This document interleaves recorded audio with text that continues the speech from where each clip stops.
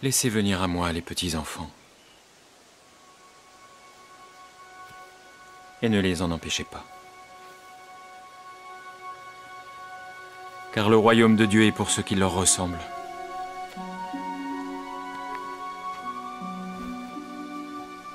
Je vous le dis en vérité, quiconque ne recevra pas le royaume de Dieu comme un petit enfant n'y entrera point.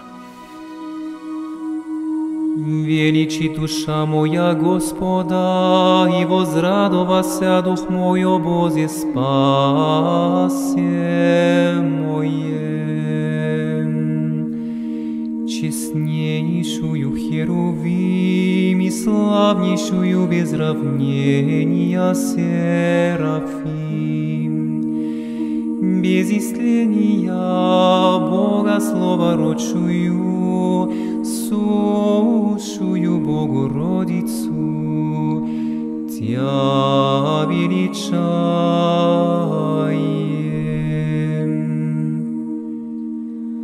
Яко призри на смирение рабы своея, себо отныне ублажат мя все роди.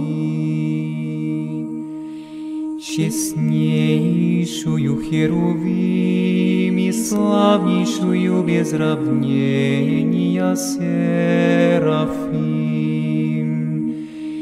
без истления Бога словородшую, сущую Богородицу. Comme des enfants nouvellement nés, désirez ardemment le lait spirituel et sans fraude que le Christ veut nous donner, nous enseigne saint Pierre. Quel est ce lait qu'il nous faut désirer comme des nouveau-nés? Et pourquoi saint Pierre nous demande-t-il d'avoir des désirs de nourrisson? Le père Thirier nous l'explique ainsi. Si nous voulons grandir, apprenons de Jésus les lois du progrès. Acceptons d'abord d'être enfants avec Jésus. Ne faisons pas les hommes quand nous sommes encore des enfants. Les entendus, quand nous avons à apprendre. Les docteurs, quand nous devons être disciples. S'il faut être enfant, c'est donc pour pouvoir grandir et devenir adulte. C'est pourquoi le père Thirier nous exhorte ensuite disant « Ayons le désir de grandir ». Et il nous explique que si ce désir doit être fort, il ne faut pas pour autant être impatient et brûler les étapes.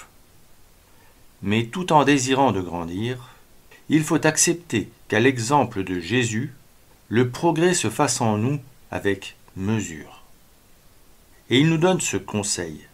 Pour grandir avec Jésus, il faut désirer et prendre avec amour la nourriture qu'il nous offre, le lait, qui convient aux enfants. Dans la vie spirituelle, le lait qui convient aux petits-enfants, c'est l'humilité, l'obéissance, la simplicité. Si je ne marche pas dans l'humilité, disait David, je serai comme un enfant sevré avant le temps. Pour croître, notre âme a besoin d'humilité. Elle nous aide à connaître notre indigence, à reconnaître nos lacunes et à chercher à les combler, pour que grandisse en Jésus-Christ l'homme que nous devons devenir.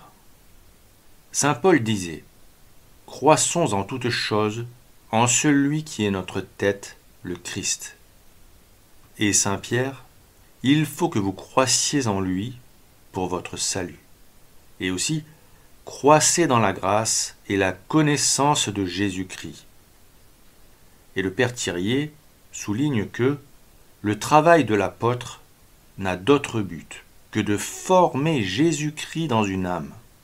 D'ailleurs, toutes les fois que les apôtres nous parlent de croissance spirituelle, ils ne la séparent pas du progrès de la vie de Jésus en nous. Chers petits enfants que j'enfante à nouveau, disait saint Paul, jusqu'à ce que le Christ soit formé en vous. Car le principe intérieur de progrès qui doit pouvoir s'épanouir en nous, c'est Jésus-Christ, vivant et grandissant en nous. Il faut que Jésus soit en nous, car il est la voie, la vérité et la vie, l'alpha et l'oméga, le commencement et la fin de toute chose. Il est la source de toute grâce et de tout progrès. Et le seul moyen de lui faire prendre racine en nous pour pouvoir entamer notre croissance spirituelle, c'est de devenir enfant avec lui. Si vous ne devenez pas comme des petits-enfants, vous n'entrerez point dans le royaume des cieux. Enseignez le doux Sauveur à ses disciples. Cela semble difficile, impossible même, pour l'adulte qui est en nous, ce vieil homme qui ne voit pas comment il pourrait redevenir petit enfant. Alors comment y parvenir? Commençons par accepter le lait spirituel de l'humilité, de l'obéissance et de la simplicité, en nous fiant à la solution simple que l'Église nous propose. Car l'Église a trouvé le moyen qui va nous aider à ingérer et assimiler ce lait spirituel, la méthode qui va nous aider à accepter de redevenir petit enfant. Ce moyen, c'est le catéchisme. Nous devons l'étudier humblement, obéir à ce qu'il nous enseigne avec simplicité, sans chercher à paraître savant. Alors conscient de cela, qui sera assez téméraire pour écouter le vieil homme en lui et se croire sevré des enseignements du catéchisme? L'insensé, qui pensera pouvoir s'en passer et se jettera sur des aliments qu'il n'est pas encore prêt à digérer, se rendra malade, ou pire, s'étouffera en avalant de travers une nourriture trop riche. Hélas, parce qu'il est mis entre les mains des enfants, notre légèreté en conclut que le catéchisme est un livre d'enfants. Et, la première communion faite, on ne l'ouvre plus. Or, c'est surtout quand notre esprit est mûr qu'il comprend les beautés du catéchisme. Après tout, la science prodigieuse d'un saint Thomas d'Aquin n'était pas autre chose que celle du catéchisme approfondi. Ce constat, relevé dans un vieux manuel de persévérance chrétienne, par un nouveau converti très lucide sur ce qu'il doit au catéchisme, est très révélateur de la légèreté dont font preuve beaucoup d'âmes, qui veulent tout savoir sans rien connaître. Elles partent du principe qu'elles n'ont plus besoin d'étudier leur catéchisme, qu'elles connaissent les bases et que leur intelligence a besoin d'une nourriture plus consistante pour croître. Quelle regrettable erreur! Un catholique a toujours besoin d'approfondir ses connaissances, de les consolider et de les rafraîchir. Le catéchisme est là pour l'aider dans cette tâche. Alors bien sûr, il existe des catéchismes pour enfants, adaptés à leur intelligence en construction et à leurs capacités intellectuelles. Ces œuvres vont donc à l'essentiel et s'appuient sur des images parlantes, comme le magnifique catéchisme en images de 1908, réédité par Catholic Art. Vous trouverez le lien en description sous la vidéo. Mais il y a aussi des catéchismes qui s'adressent aux adultes, manuels précieux, sur lesquels nous devons revenir régulièrement pour consolider nos connaissances qui malheureusement s'effritent et s'étiolent si on ne les entretient pas. Car tel est le lot de l'homme depuis le péché originel. Son âme est blessée, et si le baptême lui enlève la tache du péché originel et fait du catholique un enfant de Dieu, son âme garde les blessures causées par le péché originel, et notamment celle de l'ignorance, qui nous fait oublier ce que nous apprenons et nous oblige à étudier régulièrement pour entretenir notre savoir. Ainsi, pour un catholique, le catéchisme est la base solide sur laquelle l'intelligence doit se construire et reposer.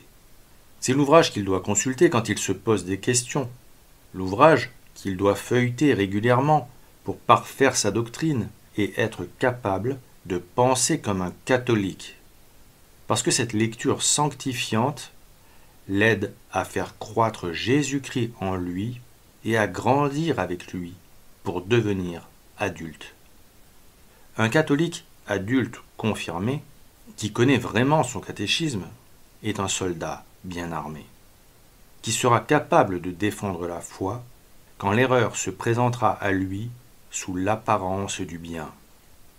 L'ennemi ne le sait que trop bien, et malheureusement, si certains catholiques inconséquents font peu de cas de cette source de grâce si facilement abordable, l'ennemi des âmes, en revanche, a bien compris qu'il devait s'attaquer au catéchisme pour subvertir les intelligences.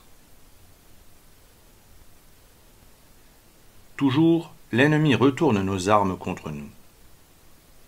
Comme on peut s'en douter, la contre-église post-Vatican II n'a pas manqué de mettre en place un « catéchisme » qui n'a de catéchisme que le titre et qui ne transmet plus que des fadaises loin des enseignements de l'Église. Tout catholique un minimum formé s'apercevra très rapidement que ces ouvrages ne méritent même pas que l'on s'attarde à démontrer l'insipidité de leur contenu.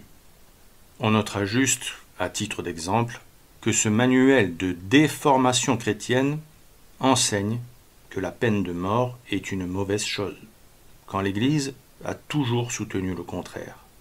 Bref, inutile de s'attarder plus sur ce produit de Vatican II pour nous concentrer sur ce qui, en revanche, est bien plus dangereux, car insidieux. Les modifications que le démon a réussi à glisser çà et là dans certains catéchismes, diffusés depuis des années dans les milieux traditionalistes, afin de donner des armes sabotées aux catholiques soucieux de se former pour défendre la vérité en combattant la contre-église. Comment une telle chose est-elle possible? Eh bien parce que reconnaître la légitimité des destructeurs de l'Église comme pape, tout en assumant pleinement de leur désobéir par un refus d'appliquer leurs décisions sans avoir au préalable pris le soin d'en faire le tri, comme le fait tout un pan de la tradition qui estime ouvertement avoir plus de discernement que celui qu'elle reconnaît comme successeur légitime de Saint Pierre, ne peut pas être sans conséquence sur la faculté de discernement. Tout simplement parce que cette position, qui n'est pas catholique, d'une part, cultive un état d'esprit schismatique pécamineux, il y a intention de ne pas obéir au souverain pontife, même si en l'occurrence cet homme n'est pas pape.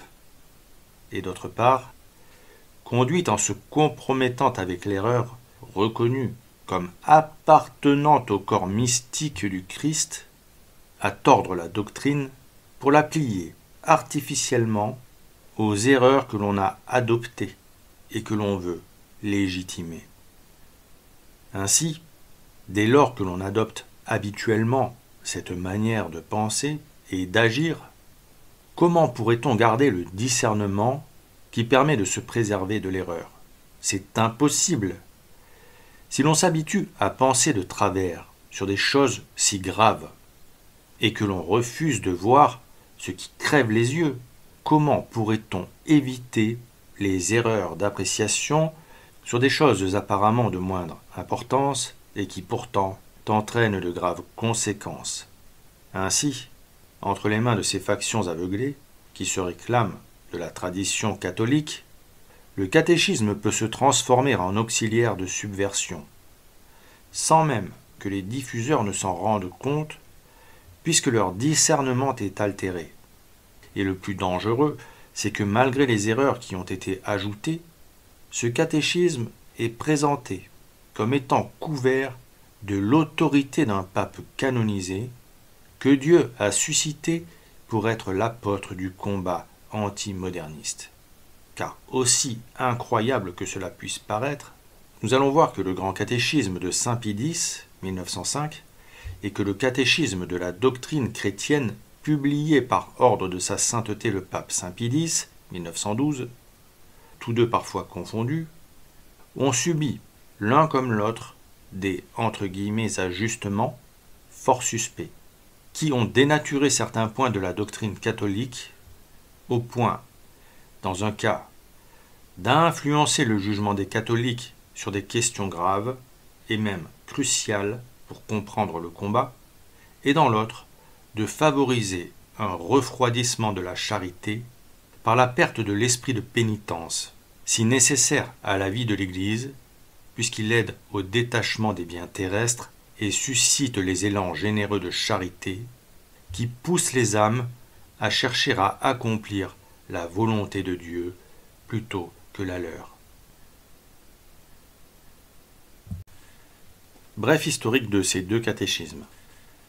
Saint Pilice fit imprimer pour les diocèses de la province de Rome un abrégé de la doctrine chrétienne, qui dans sa partie centrale était un texte dérivé du catéchisme publié en 1765 par Monseigneur Michel Casati, évêque de Mondovì. Cet abrégé serait communément appelé catéchisme de Rome ou catéchisme romain. On peut voir dans une lettre en date du 14 juin 1905 que sa sainteté écrivit au cardinal Respighi que ce catéchisme de Rome était, selon le vœu du pape, obligatoire pour l'enseignement public et privé dans le diocèse de Rome, et qu'il avait confiance que les autres diocèses voudraient aussi l'adopter, pour arriver ainsi à ce texte unique, au moins pour l'Italie, qui y est dans le désir de tous. Ainsi, selon le souhait du pape, ce document fut diffusé dans toute l'Italie et fut aussi traduit, notamment en français. Dès 1906, en effet, l'évêque de Langres fit traduire ce catéchisme. C'est cette traduction qui fut choisie en 1967 par la revue Itinéraire sous le titre « Catéchisme de Saint Pie X ». Mais il en existe au moins une autre traduction, nous le verrons ultérieurement. Notons d'ores et déjà que ce catéchisme de 1905, publié pour les diocèses de la province de Rome, contrairement au catéchisme du Concile de Trente, n'est pas un catéchisme à destination universelle, même s'il n'en demeure pas moins un très bon ouvrage pour acquérir de solides bases de doctrine. Dans la biographie de Saint Pie X, publiée par Yves Chiron, on découvre que le pape n'était pas entièrement satisfait de cet abrégé de la doctrine chrétienne, et que, dès 1909, le pape créa une commission catéchétique chargée de préparer, sous ses directives, un nouveau catéchisme. En 1912, enfin, parut l'édition du Catechismo della Dottrina Christiana, dont le texte fut entièrement et minutieusement examiné et corrigé par Saint Pie X en personne. Yves Chiron, toujours dans la biographie de Saint Pie X, explique que deux versions du catéchisme furent éditées. Une version brève, intitulée « Premiers éléments de la doctrine chrétienne », qu'on appellera plus simplement le Petit Catéchisme, destinée aux enfants qui se préparent à la confession et à la première communion. La version longue, intitulée « Catéchisme de la doctrine chrétienne », comporte 814 questions et réponses, ordonnées selon un plan qui était déjà celui du catéchisme du Concile de Trente. Premièrement, la foi, le credo. Deuxièmement, la loi, les commandements de Dieu, les préceptes de l'Église, les vertus. Troisièmement, la grâce, les sacrements, la prière. Comme pour le précédent catéchisme, celui-ci fut rendu obligatoire pour les diocèses de la province ecclésiastique de Rome. Et comme pour le précédent, sa sainteté émit le vœu qu'il fût adopté par tous les diocèses italiens, ce qui fut fait. Et, dès 1913, des traductions en furent faites, en espagnol, en allemand, en français et en anglais. Enfin, Yves Chiron signale qu'en 1913, Saint Pie X songea à réaliser un catéchisme universel utilisé par l'ensemble de l'Église. L'attaque du catéchisme de doctrine catholique, version initiale 1912. Étudions en premier lieu la corruption du catéchisme de doctrine catholique, qui est pour ainsi dire la version aboutie du catéchisme de Saint Pie X, qu'a mis en avant l'abbé Rioux en 2016 dans un article intitulé « Quand la fraternité sacerdotale Saint Pie X édite un catéchisme de la doctrine chrétienne qui n'est pas conforme à celui édité par Saint Pie X » et que l'on peut retrouver sur le site La Sapinière. Vous trouverez le lien en description sous la vidéo.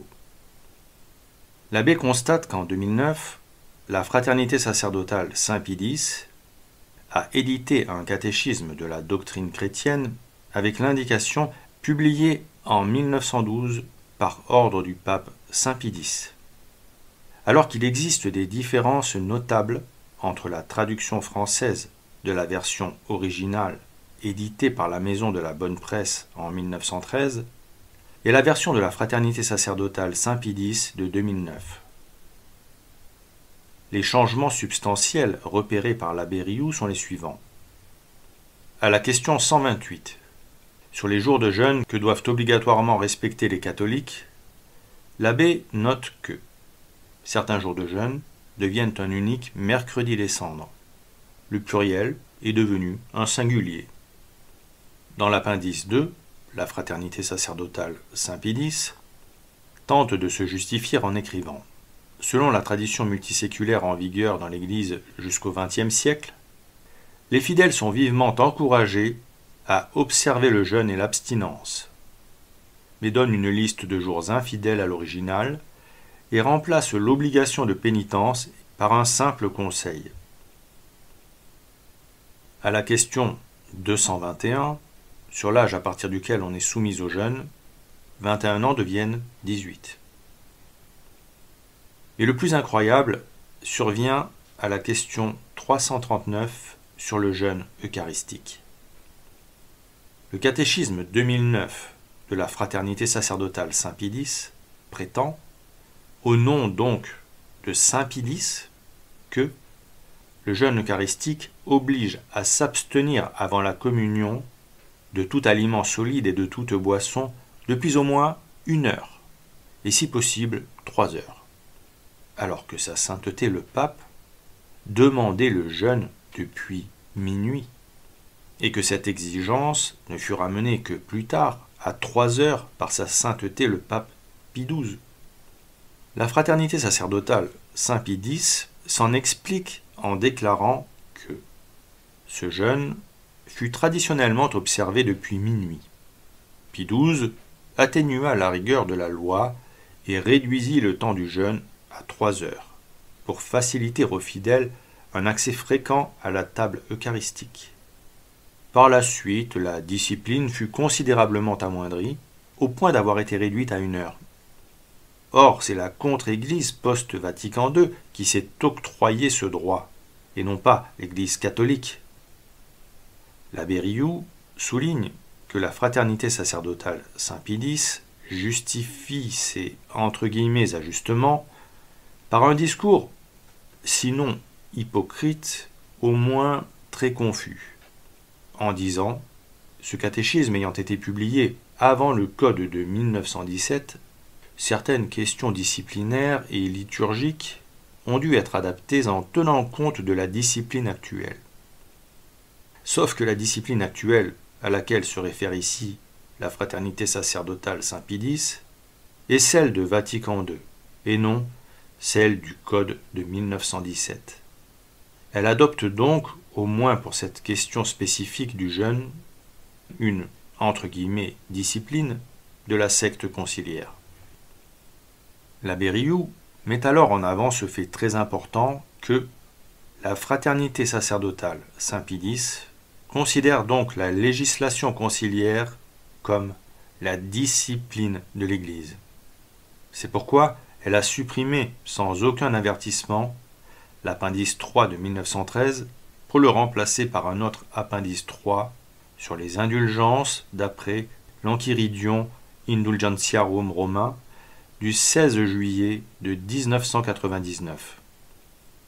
Outre la caution à l'imposture moderne, la Fraternité sacerdotale Saint Pie X prive les fidèles d'un avertissement aux parents et éducateurs chrétiens, qui rappelait, entre autres précieuses choses, que les parents sont les premiers et principaux éducateurs de leurs fils. Ils doivent de même en être les premiers et principaux catéchistes. En conséquence, il leur incombe de faire apprendre par cœur en famille les choses principales de la foi et, surtout, puisqu'il s'agit de doctrine pratique, il faut la vivre. Ce qui est particulièrement dramatique dans ces entre guillemets ajustements, qui peuvent paraître anodins, alors qu'ils ne le sont pas, c'est qu'ils tentent à faire disparaître l'esprit de pénitence, qui doit faire partie de la vie du chrétien, et qui doit même en être une constituante essentielle. Si vous ne faites pénitence, vous mourrez, nous a enseigné notre Seigneur. Le message est on ne peut plus clair, et Notre-Dame de Lourdes a elle aussi particulièrement insisté sur ce point. Pénitence, pénitence, pénitence, recommandait-elle en effet à sainte Bernadette Soubirous. Aussi, nous sommes en droit de nous interroger. Comment un catéchisme qui réduit au mercredi des cendres et au vendredi saint les jours de jeûnes obligatoires, au lieu des 60 jours annuels prescrits par la doctrine du Code de 1917, et qui réduit le jeûne eucharistique à 1 heure avant la communion, c'est-à-dire à rien, puisque ce n'est même pas 1 heure avant la messe, mais 1 heure avant la communion. Oui. Comment un tel catéchisme peut-il favoriser chez les chrétiens l'esprit de pénitence, si nécessaire à l'épanouissement de la vertu, à la spiritualité et à la générosité catholique? Oui. Comment l'esprit pourrait-il dominer la chair et s'élever vers Dieu sans jamais mortifier la chair? Comment? La réponse est simple, c'est impossible. C'est d'ailleurs bien pour cette raison que l'Église a toujours obligé les catholiques, pour leur plus grand bien, à adopter des jours de jeûne, les aidant ainsi à lutter contre la chair, afin qu'elle ne domine pas l'esprit et que le chrétien soit un homme plus spirituel que charnel. Par ces concessions, petites en apparence, le diable insuffle chez les catholiques l'esprit de Vatican II, qui est un esprit impie, frivole et désinvolte concernant le service de Dieu, et qui prend pour acquis la rédemption de tous, oubliant que tout homme doit participer à son salut en écoutant et appliquant les préceptes révélés par notre Seigneur, et non les fables que racontent les hommes qui cherchent ici-bas à ne pas porter de croix. Et c'est tout à fait logique, puisque ces concessions procèdent d'une acceptation de la entre guillemets discipline initiée par la Révolution de Vatican II.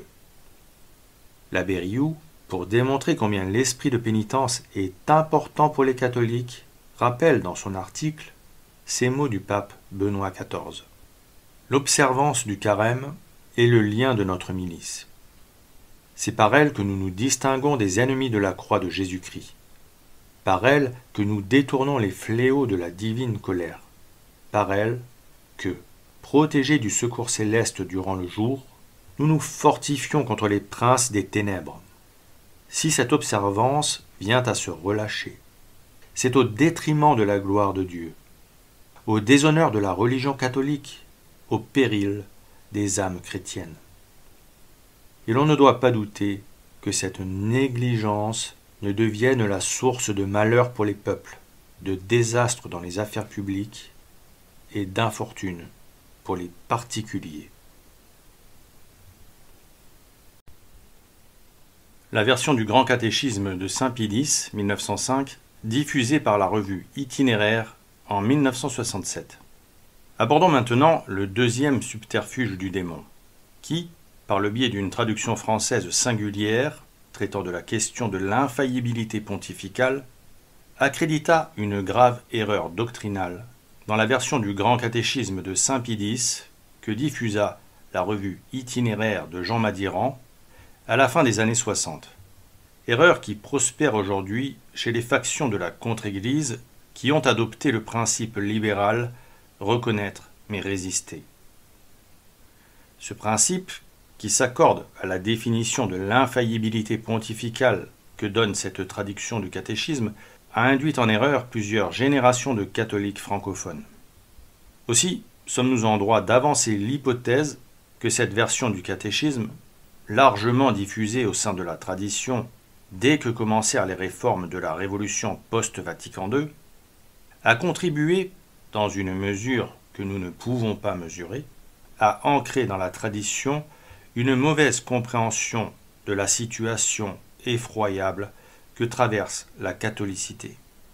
Car c'est un fait que cette mécompréhension orienta dès le départ le combat des catholiques soucieux de sauver la religion vers la position suicidaire reconnaître mais résister, qui par une guerre d'usure aboutit au phagocytage de pans entiers de la réaction catholique par cette fausse église conciliaire.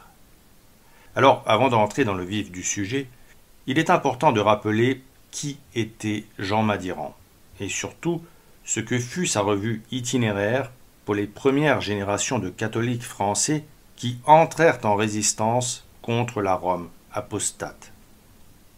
Monsieur Louis-Hubert Rémy, paix à son âme, qui a bien étudié la question et qui a vécu cette période du combat, en parle très bien dans un article écrit en 2001, dont voici quelques extraits.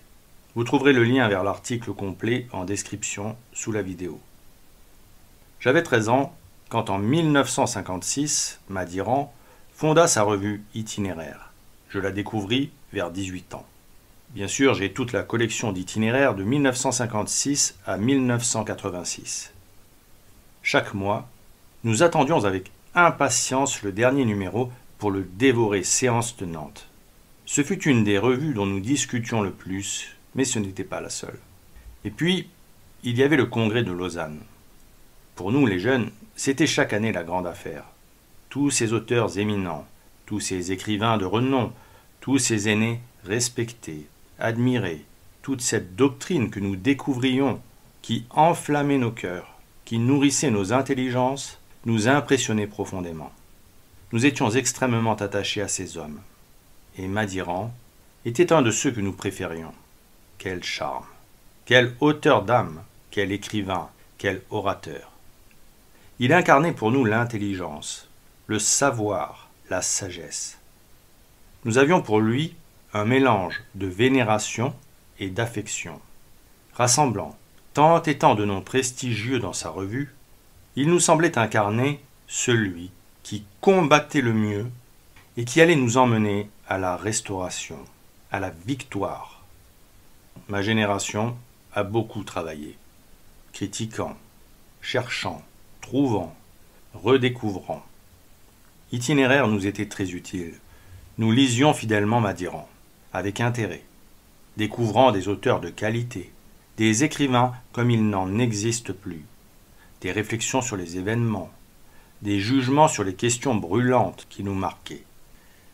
Et pourtant, 40 ans après, ma manière de voir a bien changé, et le bilan me semble moins bon. Ces quelques lignes suffisent à comprendre l'importance déterminante qu'eurent Jean Madiran et sa revue itinéraire dans l'orientation du combat contre le développement en France de la fausse religion post-Vatican II. Louis Hubert explique dans la suite de son article que cette influence prépondérante contribua malheureusement à aiguiller le combat dans une mauvaise direction, une voie de garage, pour reprendre son expression. Notre ami ne s'en rendit compte qu'au bout de nombreuses années, et il changea alors d'avis sur Madiran et sur son action. Mais il fut une exception au sein de sa génération, très attaché à cet auteur. Pourtant, le constat s'imposait. Louis Hubert, dans son article, explique clairement son changement d'appréciation et démontre implacablement pourquoi, en fin de compte, les travaux de cet homme furent déplorables pour la contre-révolution. Critique incomplète n'allant pas à la racine des maux. Analyse n'incluant pas une étude approfondie des péchés qui avaient mérité les châtiments de la Révolution française et de la Révolution conciliaire. Mauvaise thérapie et des solutions très insuffisantes. Et amer, il ajoute, sa vision historique était loin de celle enseignée par Monseigneur Gaume dans son remarquable traité du Saint-Esprit. Pour une analyse complète, il lui manquait la conjuration antichrétienne de Monseigneur de Lassus et la révolution de Monseigneur Gaume. Pour une saine philosophie, il ne citait pas le père Aubry. Pour une réforme intellectuelle et morale efficace, il méconnaissait le libéralisme est un péché de Donsarda, essentiel pour former des hommes ne composant jamais avec l'erreur. Comment méconnaître Monseigneur Join, le grand spécialiste de l'ennemi et de la contre-église? Pour la solution, il évinçait le cardinal Pie et son ouvrage « La royauté sociale de notre Seigneur Jésus-Christ » d'après le travail du père Théotime de Saint-Just.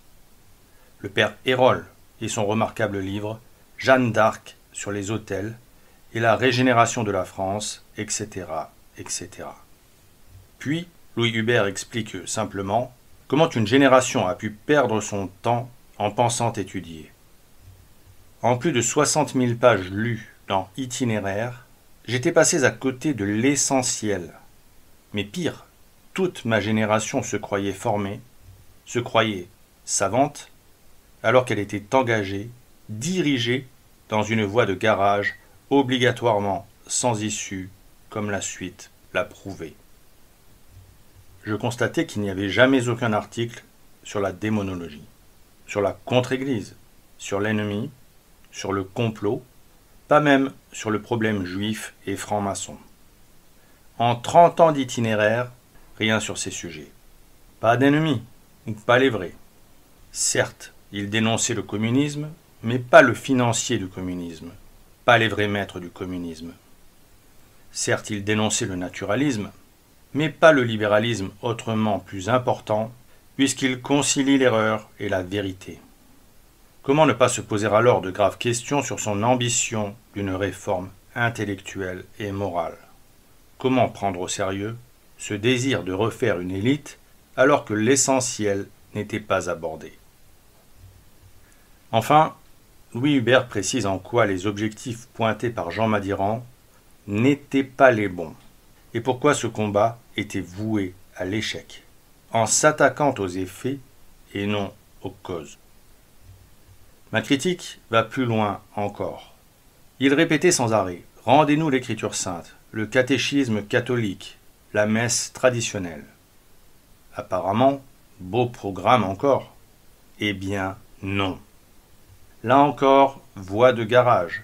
Le problème fondamental n'est pas là. Ce sont des questions graves, importantes, mais le problème capital est la foi. Cette secte conciliaire enseigne une autre foi. Et donc, elle ne peut être l'Église catholique. Cela ne fut pas dit. Ce constat, cette déclaration aurait été fait, tout le combat aurait changé. On aurait dû leur dire « Vous n'êtes pas catholique. Vous êtes les ennemis des catholiques. Vous êtes de l'adversaire. » C'était évident. Au lieu de nous bloquer sur le concile pastoral, au lieu de reprendre les thèses jansénistes sur les papes qui ont failli dans le passé, Honorius ou Libère, au lieu de nous empêcher de rompre, nous laissant toujours dans l'espérance d'arrangements ultérieurs, il aurait fallu aller à l'essentiel. Tout refuser de ce concile, foi, catéchisme, sacrement, dogme, hiérarchie, évêque, pape, etc. et attaquer.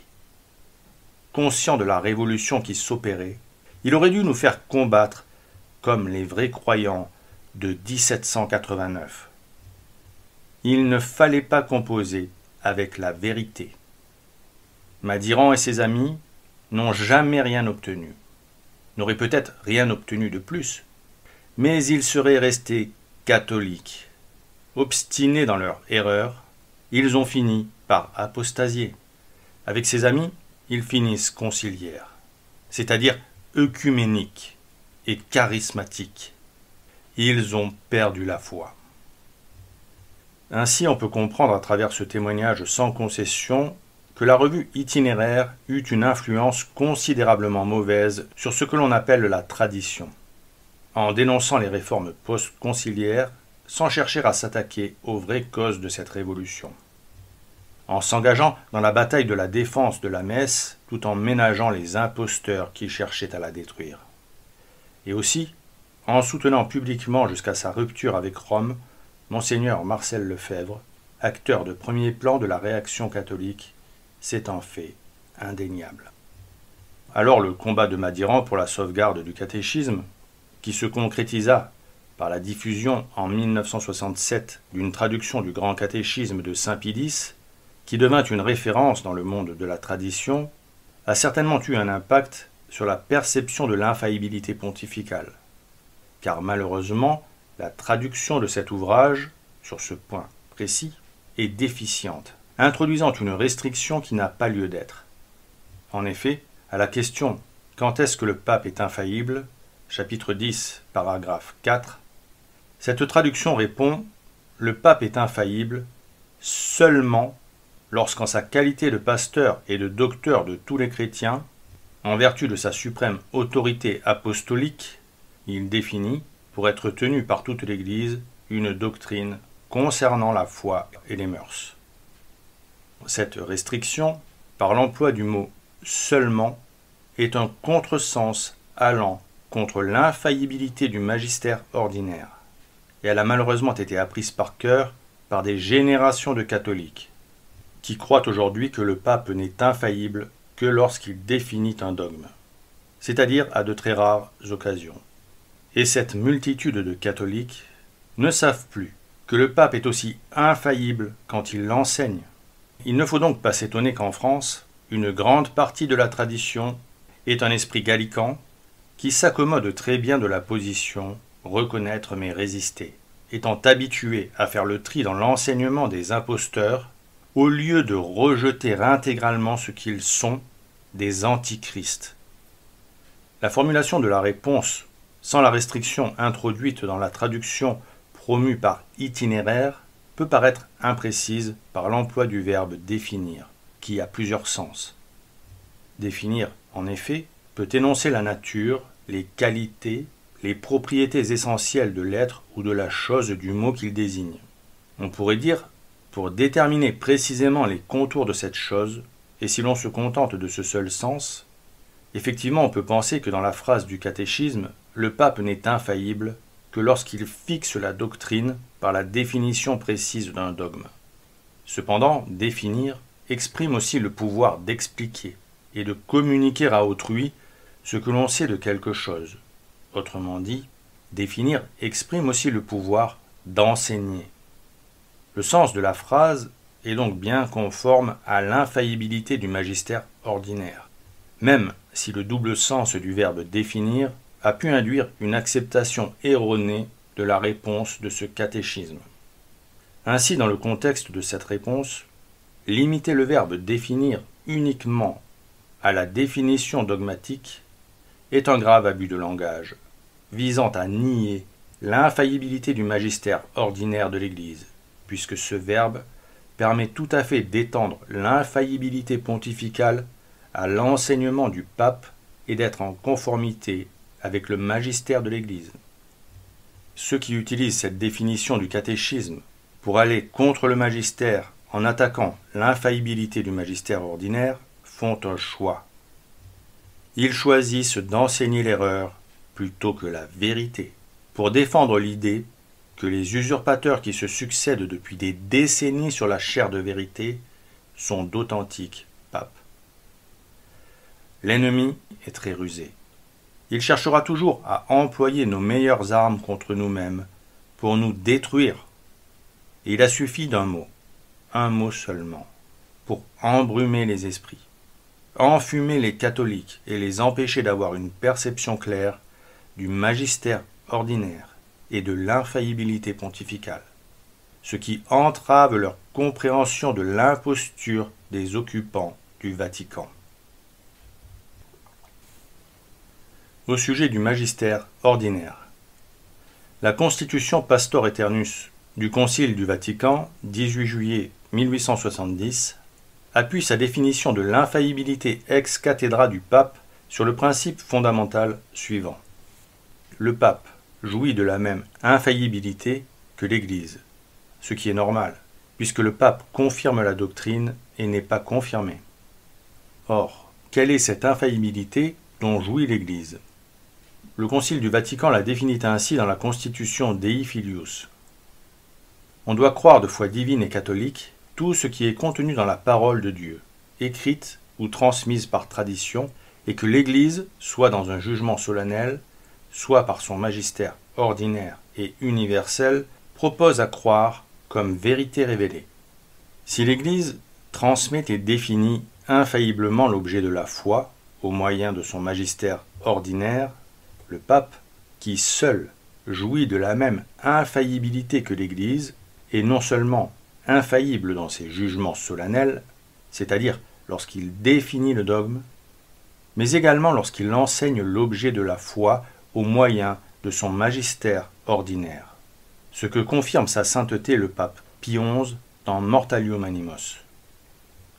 Le magistère de l'Église, établi ici-bas d'après le dessein de Dieu pour garder perpétuellement intact le dépôt des vérités révélées et en assurer la connaissance aux hommes, s'exerce chaque jour par le pontife romain et les évêques en communion avec lui.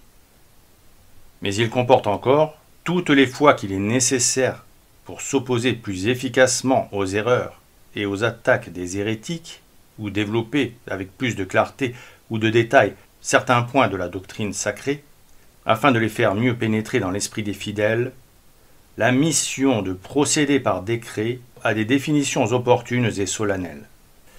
Et dans l'encyclique, il ajoute au sujet de ceux qui prétendent que l'infaillibilité du pape ne s'exercerait que lorsque le pape définit des dogmes, rien ne convient moins en effet à un chrétien que de regarder l'Église, envoyée par Dieu cependant, pour enseigner et régir toutes les nations, comme médiocrement informée des choses présentes et de leurs aspects actuels, ou même jusqu'à n'accorder son assentiment et son obéissance qu'aux définitions plus solennelles dont nous avons parlé, comme si l'on pouvait prudemment penser que les autres définitions de l'Église sont entachées d'erreurs ou n'ont pas un fondement suffisant de vérité et d'honnêteté. Il nous a semblé important de vous signaler ces faits et d'en profiter pour vous recommander, par la même occasion, la version du Grand Catéchisme de Saint Pie X, traduite par Don Vulmain, qui, sur la question de l'infaillibilité pontificale, rétablit la vérité en étant conforme au magistère de l'Église, contrairement à la traduction diffusée par la revue Itinéraire, que l'on retrouve encore partout aujourd'hui et qui fait malheureusement référence, induisant ainsi de nombreuses personnes en erreur, en favorisant l'esprit gallican qui a fait tant de mal au royaume de France. Vous trouverez cette réédition sur le site des éditions du collectif Saint-Robert Bellarmin. Lien en description sous la vidéo. Enfin, nous recommandons à vos prières l'âme de notre ami Louis Hubert Rémy, récemment décédé. Que Dieu vous garde tous, par l'intercession du cœur immaculé de Marie. Tota pulcra es Maria, tota pulcra es Maria, ora pro nobis, intercede pro nobis, ad Dominum Iesum Christum.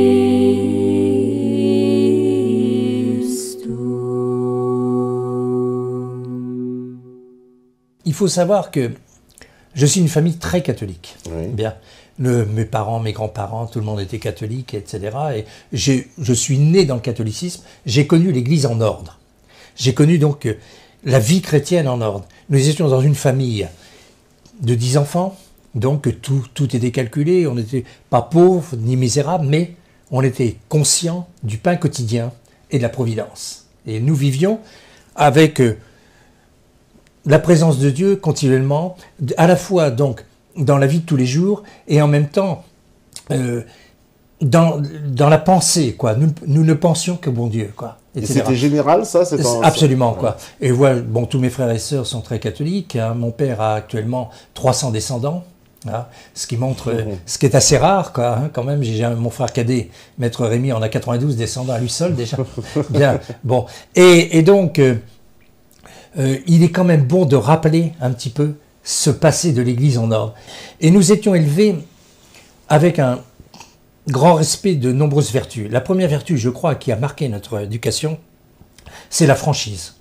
À ma génération, jamais quelqu'un aurait menti à sa mère. Hein. Et nos mères étaient des femmes profondément chrétiennes et nous ne leur mentions jamais. Et ça nous a marqué à vie, hein, dans un monde où aujourd'hui tout le monde ment. À tel point que tout le monde est double, hein, on en reparlera certainement quoi, dans le cours. Tout le monde est double et devient marane, c'est-à-dire une partie cachée et une partie publique. Moi, j'ai jamais connu de partie cachée. Nous vivions au rythme de la vie chrétienne, l'étude était liée aussi à la foi, etc. On vivait quoi, dans une ambiance, bon, c'était peut-être pas toute la France, nous sommes d'accord, mais il y avait encore des quantités de gens qui avaient une foi très profonde. J'ai connu l'Église en ordre et j'ai vu la destruction de l'Église. J'avais 20 ans. Et la destruction de l'Église a été dramatique. Nous avons continué à dire la messe à la maison, et donc je ne suis jamais retourné à la nouvelle messe. Bien, parce que je dis, mais c'est impensable. Faire l'élévation, avoir Dieu dans ses mains, quoi, le présenter donc à notre adoration, quoi, et ne pas plier le genou après. Dans la vie, il faut des principes. Et tous les hommes de principe tiennent, les autres ne tiennent pas. Bien, bon, on avait été formés comme ça, on avait été formés... J'insiste beaucoup quand je parle avec des jeunes, hein, d'une chose absolument essentielle, il faut devenir des adultes, capables de tenir. Qu'est-ce que c'est un adulte? Un adulte, c'est quelqu'un qui connaît très bien, le mal, le vrai, le faux, le juste, l'injuste, le beau, le laid, enfin les 4 transcendantaux, hein, et qui tient même s'il est seul. Bon, il faut demander, dans la crise, on a passé des nuits à prier, des nuits à pleurer, en se disant mais comment c'est possible? Qu'est-ce qu'il faut faire, mon Dieu? J'avais toujours quand même un moyen, je me disais, qu'est-ce qu'aurait fait la Sainte Vierge? Et je me disais, mais la Sainte Vierge n'aurait pas accepté ça. La Sainte Vierge n'aurait pas accepté tel changement. Ça nous a obligés à tout étudier. Величи душа моя Господа, и возрадовася дух мой о Бозе спасе моем. Честнейшую Херувим и славнейшую без равнения Серафим, без истления Бога словородшую, сущую Богородицу, Тя величаем.